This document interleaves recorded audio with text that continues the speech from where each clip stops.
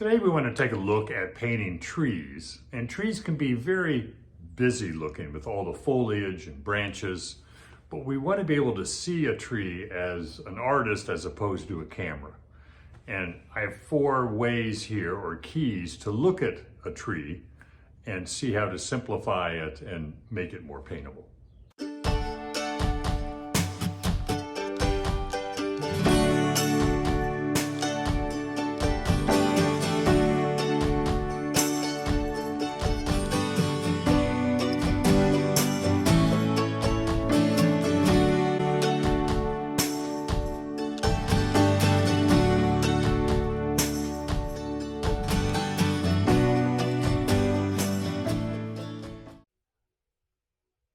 Now today we're going to talk about trees in the landscape, and I have 4 ideas or keys to kind of remember that can help make the painting of the trees a little more easier to understand. Trees are never easy, but we can simplify them and make them more understandable, which makes them a little easier to paint. And trees are real important, obviously, to a landscape. If you're a portrait painter, capturing the eyes is really important. That's probably the most important feature of capturing the personality of somebody when you're painting their head and face. With landscapes, I'd say it's trees. Trees are the main thing that kind of show the character of the landscape. So the 4 ideas are: design the shape of the tree, light direction, simplify the values, and edges and texture. And by designing the shape of the tree, I'm talking about movement in the trunks. I want to create movement in these trunks that aren't all the same. They're not all perfectly vertical, not all the same distance apart. So I want to design how I set up the trees, plus the main shape, like the shape of this pine tree here. Now here's the reference of where I was painting. See, the pine tree is there. It's very busy. You can see through it a lot. So you can see the background mountain through the pine tree. So it becomes really broken up and busy. And I want to design a shape that reads a little bit easier, that I can set it up in the landscape and it just reads well without being too busy. If I'm picking up the brush and putting it down a bunch of different times, I'm dabbing at it and I have too many shapes. So I'm never trying to copy what I see exactly. I'm trying to interpret and design a shape of that pine tree, of these tree trunks, that will work better in the painting. With the tree trunks, it's about movement, which way they're leaning, how close they are to each other. I don't want them equal distance apart. So these tree trunks are all varied distances. And there has to be something you're really aware of, or else everything's going to end up looking symmetrical. And if you're not thinking about the shape, like the shape of the pine tree here, all your shapes are going to look the same, or could anyway.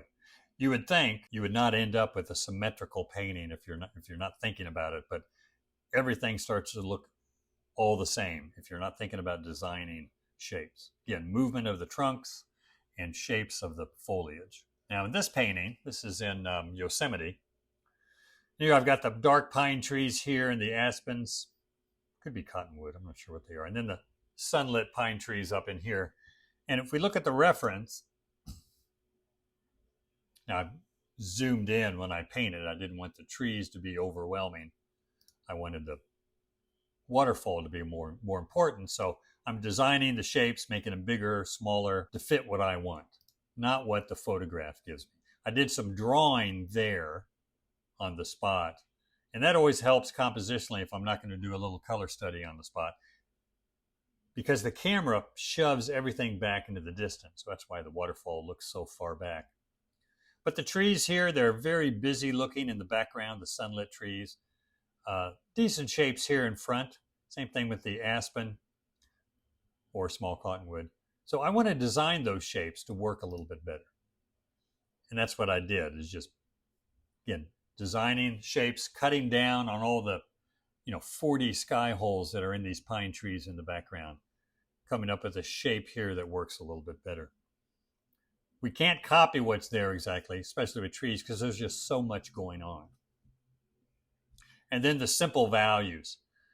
These green trees are in shadow, but I want 2 values there. a lighter shadow and a darker shadow. Same thing with the shadows on the sunlit trees in the background. I want a light and then a dark. Now later I can come back and add some other values, like the yellow tree here. I have a light and dark and then a darker dark. So I have two darks and one light. But that's still very simplified. Now moving to this painting, I'm designing the shape of this tree. This is the reference. So I'm cutting down on all the sky holes. And if I'm just copying this, I'm going to end up with just a bunch of round clumps. And I want it to read better as an overall shape than just a bunch of individual little shapes. So I want those darks to kind of hold together. Simple dark and light. I know the light direction. It's coming from in front of me and behind the tree. So that tells me how to simplify the values and set it up, because the tree itself in the photograph is just too busy. But if I'm aware that the light is coming from behind the tree, and I can simplify the dark and light shapes and simplify the values to just two values, at least to start with, then that's going to make it a lot easier to render the tree. Then edges and texture. Here I've left these edges a little harder. I left them harder on the darker green tree back behind, harder on the mountains, harder on the tree. All the edges in this painting are a bit harder. And when you do that, you do lose some depth. If I were to lose some of these edges on this yellow cottonwood tree, some of them be harder, some softer, that hard and soft contrast of edges would give it a bit more volume. But when you flatten it like this, which I did somewhat intentionally, the flatter edges or sharper edges, which flattens the shapes, focuses a bit more on the design. It becomes more design oriented than quite so much thinking about creating space and depth. So a little more flatter and more design oriented on here. Edgewise here, I've thought more about losing some of these edges, real soft edges here, a couple of hard edges on the yellow tree down in here. Same thing with the red trees over here, some hard, some soft. So I'm smearing some of the edges so they disappear and keeping some harder, and that gives it a bit more volume and shape. That's true for anything, whether it's trees or waterfalls or mountains. Think about a variety of edges to create more depth. And here I have, it's kind of interesting, this is a cloudy day in August in Colorado. And this is a little color study I did because I wanted to change the season and the light direction. Don't do that very often, but if it's something that I think is simple to do, I can do that. Usually I paint what is there to some degree. I'm not trying to change the light or the season, but here I did. Here it's a cloudy day, but even on a cloudy day where there's no direct sunlight, you still have light direction. The light is being filtered through the clouds and it comes straight down on the trees. So there's a simple dark on the vertical upright side of the trees, and the top is very light. So those are my two distinct kind of extreme values. Start with that first. Then you can add like a darker dark, maybe a half tone in between the dark and the light. But simplify those values first to make it easier to read. Then color-wise, I just decided to make these a dark and light yellow instead of a dark and light yellow-green. Same thing with the grass. And again, not a lot of edge variation. Now the texture, trees have a really rough texture, so I don't want smooth edges. So I'm not going to use much palette knife on a tree. That's not to say you can't, but you do lose the texture when you use a palette knife. But the brush strokes will show more texture. I can get subtle value changes within the lights and darks, which I don't have in here because it's a smaller painting. Here I have some subtle color and value changes within this red foliage on the right, and that serves as texture. That gives an idea of kind of a rougher surface as opposed to the top of a flat rock, or maybe the water looks a little less textured. So think about texture in the tree. There's a lot of texture in foliage, and you can do a little bit of color variation or subtle value changes to show texture. Now here's a scene from southern Utah. Again, the light's coming from the right side, so everything on the left side of the trees and on the cliffs are going to be light, and the shadows are going to be on front side and the back side. A little bit of backlighting in there. This was a small little 6x8 color study. And here I'm designing the shapes of these cottonwoods. Photograph, it's a little too busy. Here, these tree shapes are simpler, but I want to design shapes there that are going to read. I don't have to copy what's there. And if I'm simplifying my shape and using simple values, it's much easier to design the shape of the tree. And most of the time with trees, I'm designing that shape with the shadow, because the shadow, generally speaking, is the big part of the shape. The lights kind of go around the top or on the edges or on the side. So most of the time, your tree is a dark mass first. Then you can add the lights on top. You can design that dark mass, then just add the lights. Not always, but sometimes. Like here, it's the dark that sets up this pine tree. It's the dark that sets up the tree here in the shadow.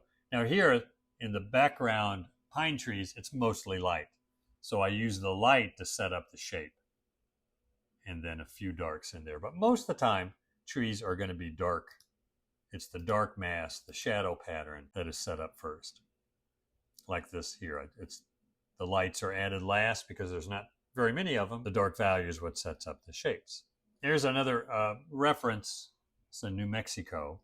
Now I like these trees back in here. There's a definite light direction coming from the left. So the shadow side is on the right side of the trees. And that's part of what I'm designing, not just the overall shape of the tree, but I'm designing the shadow pattern, which shows that mass and shape. And that's usually what I start with, again, the darks. In the painting, here's my trees, I really emphasize the darks. I pull them together. So there's not a lot of little dark and light changes. There's big dark and light shapes. So here I do have some smaller dark and light shapes, but most of it's the big masses. That's what's going to carry the shape of your tree when you're designing it. It also carries the composition, the whole painting. The big, simple shapes and masses are what make your composition a strong one or not.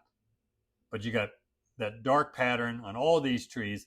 They kind of connect, starting here on the right. Shadow pattern comes down, picks up this tree here, and then this tree over here.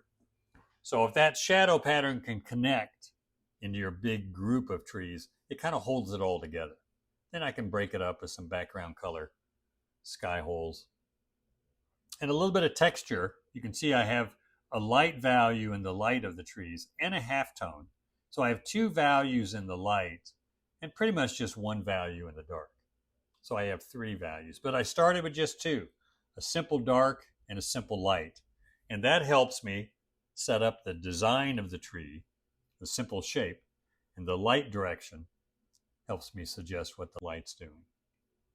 And the subtle color changes. I have green, yellow, orange, orange. Those subtle color changes within the foliage gives it more texture. Plus the brush strokes as well. The thicker lights are going to have more texture in them than the thinner darks do. Again, if I were to put the lights in on this tree with a palette knife, it would flatten it and it wouldn't have much texture at all. And here I'm working with the edges a bit more, smearing some of them. Some are a little harder, a little softer.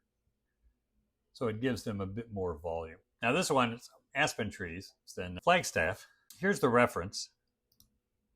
So the background foliage is pretty busy, a lot of little holes in there, a lot of tiny leaves, tiny branches. And I want to pull it together into bigger, simpler shapes. So the bare branches become more of a mass against the sky. The foliage is more solid. I've got three values. I've got a light, halftone, and then a definite dark.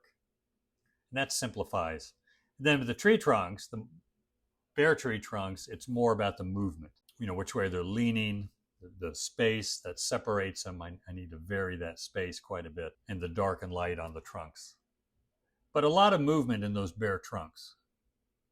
Not everything is just, like a telephone pole straight up and down. So think about which direction you want trunks to lean. They're not all leaning in the same direction. I got to vary it, have some balance there.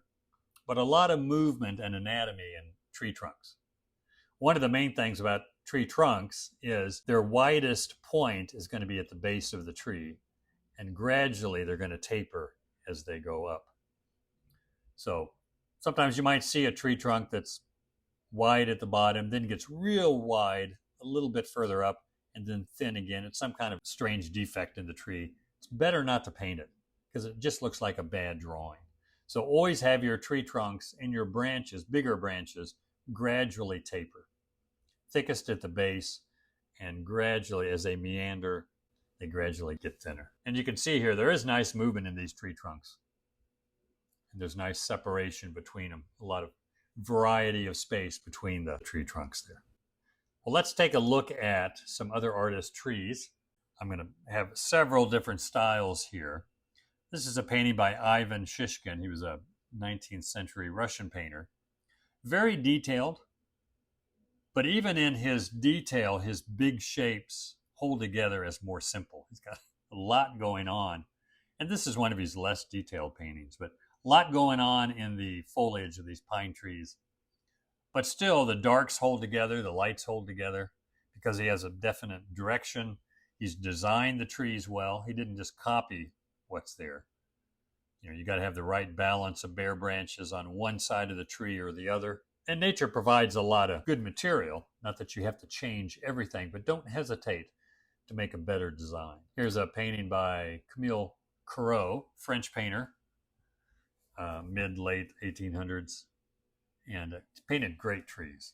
Nice movement on these trunks. They're not all going the same direction. They're not all straight and vertical. Nice soft edges and texture in the foliage. His trees are just beautiful. Nice atmosphere to the trees. Nice texture with the brushwork in here. And a few sky holes. He's got 2 or 3 in this tree, some over in here. He doesn't overburden you with sky holes in his trees, because you put 1 or 2 in and it looks great. So you think, well, if 1 or 2 looks good, 40 or 50 must really look good. And not so, because the more you break it up, the more you lose your big mass, this big simple shape that you've designed. And if you break it up at too many sky holes, you're going to lose it. There is Thomas Hill, American painter, painting in Yosemite. You can see the design or the shape of these trees using the dark, because again, trees are usually a dark shape in the landscape. So find the one overall dark value, design the shape using some holes in here, mountain holes where you can see the mountain through the tree, using them to give the trees more shape.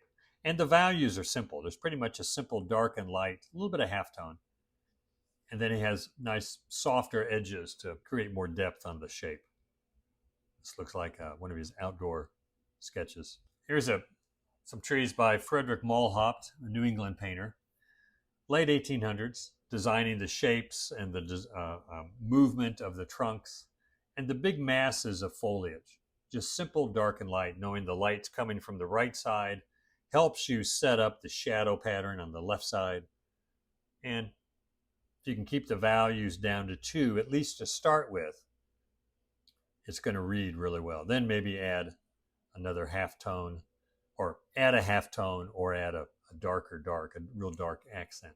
Here's another one of Frederick Malhaupt's. This one's real nice. You can see the strong shadow pattern in the foliage.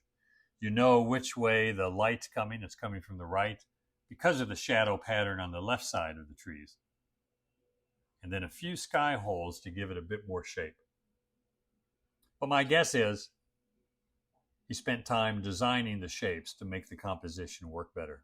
Here's a painting by Harriet Loomis. She's an American Impressionist, also on the East Coast. She did great trees. Used a lot of thick paint, which meant her foliage had a lot of texture. Nice hard and soft edges on these big shapes of foliage. And she's got pretty much 2 values, a light and a dark. Few real dark accents, so 3 if you want to push it. And designing the shape, you even design the kind of negative shapes between the branches, because most of the time in nature there's going to be too much tiny holes, sky holes, and too many individual leaves, and you have to mass them together into bigger shapes. And that's what you want to design, is those big shapes. It's another Harriet Loomis. Again, great shapes, nice, simple. Somewhat busy with a lot of sky holes, but still, my guess is it's a lot more simplified than what's there. And it still reads well. Nice, simple shapes or masses of dark and light. Nice color variation, too, on all those trees. Most of them are green to yellow-green, but there's subtle changes within that really help. And here's a John Carlson, great with tree trunks. Now, he did use palette knife. I don't know about this painting in particular, but I've seen paintings or pictures of him painting where he's got, and you can see on some of the bigger trunks, on the bigger paintings, he has passages of palette knife paintings on the tree trunk and on the snow. But the tree trunks have two simple values. You got a lot of color variation, but pretty much two simple values, maybe a third for a dark accent. And designing the shape and the movement of the tree trunks, the spacing in between them, and then the bare branches of the trees up here on the top against the sky. A lot of soft edges kind of coming and going, kind of smearing the branches a bit. Because that's how it looks in nature. It's not perfectly edged out. It's things kind of come and they go and blend into the sky a little bit. And last one here is John Folensby. He was a student of John Carlson's. And an outdoor sketch here. Very thick paint and a lot going on in the tree, but it's still, there's a definite movement to the tree trunk and the branches. He does add a lot of sky holes, breaks it up, but the values are simplified and there's nice movement in the tree trunk. And remember, 4 things are design the shape of the trees, create that movement in their light direction, helps simplify the shapes and design them. And then simple values, start off with just finding that dark pattern and light pattern. And lastly, edges and texture to give it more volume.